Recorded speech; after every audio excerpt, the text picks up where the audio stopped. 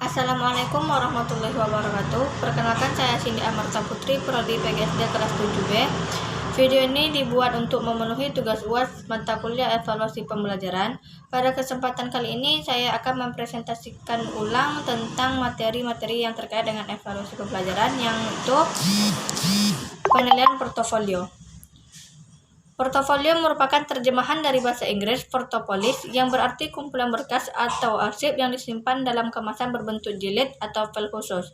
Penilaian portofolio didasarkan pada koleksi atau kumpulan pekerjaan yang diberikan guru kepada siswa sesuai dengan tujuan pembelajaran. Melalui penilaian portofolio, siswa dapat menunjukkan perbedaan kemampuan dalam menyelesaikan tugas yang diberikan oleh guru dari waktu ke waktu atau dibandingkan dengan hasil karya lain. Tujuan dari penilaian portofolio ini adalah mengetahui perkembangan yang dialami oleh peserta didik, mendokumentasikan proses pembelajaran yang berlangsung, memberi perhatian pada prestasi kerja peserta didik yang terbaik, meningkatkan keefektivitasan proses pembelajaran, dan lain-lain. Lanjut, perbedaan penilaian portofolio dan tes. Pada portofolio sendiri, menilai siswa berdasarkan seluruh tugas dan hasil kerja yang berkaitan dengan kinerja yang dinilai.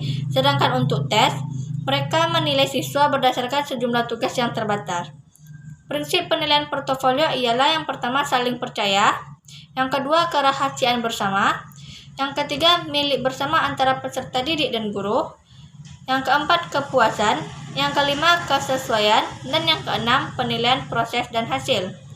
Bentuk penilaian portofolio itu terdiri dari portofolio ideal, portofolio pilihan, portofolio dokumentasi, portofolio evaluasi, dan portofolio kelas.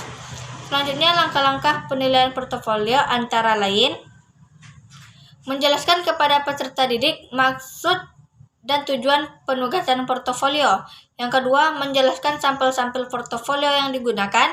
Yang tiga, mewajibkan peserta didik mengumpulkan dan mengarsipkan portofolionya. Yang keempat, peserta didik mencantumkan tanggal pembuatan portofolio tersebut. Yang kelima, menentukan kriteria penilaian sampel-sampel portofolio.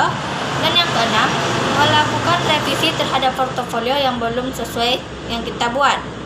Kekurangan dari kegiatan penilaian portofolio ini adalah membutuhkan waktu kerja ekstra bagi siswa. Yang kedua, penilaian portofolio dianggap kurang reliable dibandingkan dengan bentuk penilaian yang lain. Yang ketiga, ada kecenderungan guru hanya memperhatikan pencapaian akhirnya saja. Sedangkan kelebihan dari penilaian portofolio itu sendiri dapat melihat pertumbuhan dan perkembangan kemampuan peserta didik dari waktu ke waktu berdasarkan feedback dan refleksi diri. Yang kedua, membantu guru melakukan penilaian secara adil, objektif, transparan, dan dapat dipertanggungjawabkan tanpa mengurangi kreativitas peserta didik dalam kelas. Materi selanjutnya yaitu penilaian autentik. Penilaian autentik ini adalah hasil belajar yang merujuk pada situasi pada konteks dunia nyata. Secara bermakna merupakan penerapan esensi pengetahuan dan keterampilan yang memerlukan berbagai macam pendekatan untuk memecahkan masalah, yang memberikan kemungkinan bahwa satu masalah bisa mempunyai lebih dari satu cara. Yang kedua adalah prinsip-prinsip penilaian autentik. Yang pertama, proses penilaian harus merupakan bagian yang tak terpisahkan dari proses pembelajaran, bukan terpisah dari proses pembelajaran. Yang kedua, penilaian harus mencerminkan masalah dunia nyata. Yang ketiga, penilaian harus menggunakan berbagai ukuran, metode, dan kriteria yang sesuai dengan karakteristik dan esensi pengalaman belajar. Yang keempat, penilaian harus bersifat holistik yang mencakup semua aspek dari tujuan. Yang C adalah, atau yang ketiga, ciri-ciri dari penilaian autentik. Yang pertama, harus mengukur semua aspek pembelajaran, yakni kerja dan hasil atau produk. Yang kedua, dilaksanakan selama dan sesudah proses pembelajaran berlangsung. Dan yang ketiga, menggunakan berbagai cara dan sumber. Yang keempat, tes hanya salah satu pengumpul data penelitian. Yang kelima, tugas-tugas yang diberikan kepada peserta didik mencerminkan bagian-bagian kehidupan dari peserta didik itu sendiri. Yang D, jenis-jenis penelitian autentik. Yang pertama ada penilaian kinerja, yang kedua ada penilaian proyek, yang ketiga ada penilaian portofolio, Yang keempat ada penilaian tertulis, 5 penilaian sikap, 6 penilaian diri, dan 7 adalah penilaian produk. Yang konsep penilaian autentik. Yang pertama itu adalah penilaian sikap, yang kedua penilaian pengetahuan, yang ketiga penilaian keterampilan, dan yang F adalah tujuan dan manfaat menggunakan model penilaian autentik itu sendiri. Yang pertama sebagai grading. Penilaian ditujukan untuk menentukan atau membedakan kedudukan hasil kerja peserta didik dibandingkan dengan peserta didik lainnya. Yang kedua sebagai alat seleksi. Penilaian ditujukan untuk memisahkan antara peserta didik yang masuk dalam kategori tertentu dan yang tidak. Yang ketiga untuk menggambarkan sejauh mana seorang peserta didik telah menguasai kompetensi pelajaran. Yang keempat sebagai bimbingan. Yang kelima sebagai alat diagnosis, dan yang keenam sebagai alat prediksi. G. Langkah-langkah penilaian autentik.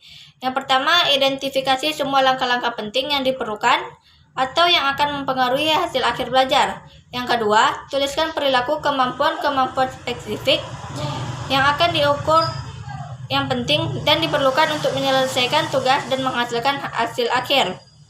Yang ketiga, usahakan untuk membuat kriteria-kriteria kemampuan yang akan diukur tidak terlalu banyak. Yang keempat, definisikan dengan jelas kriteria kemampuan yang akan diukur.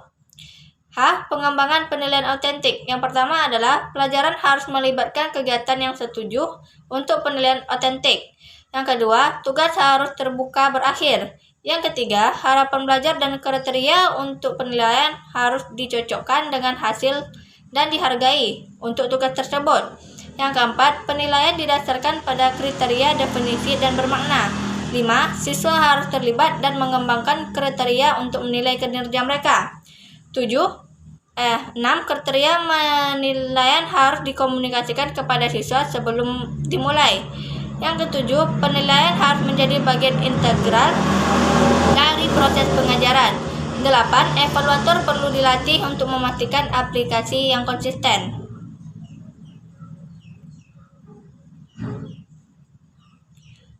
Penerapan penilaian autentik dalam pembelajaran. Pertama adalah perencanaan penilaian autentik.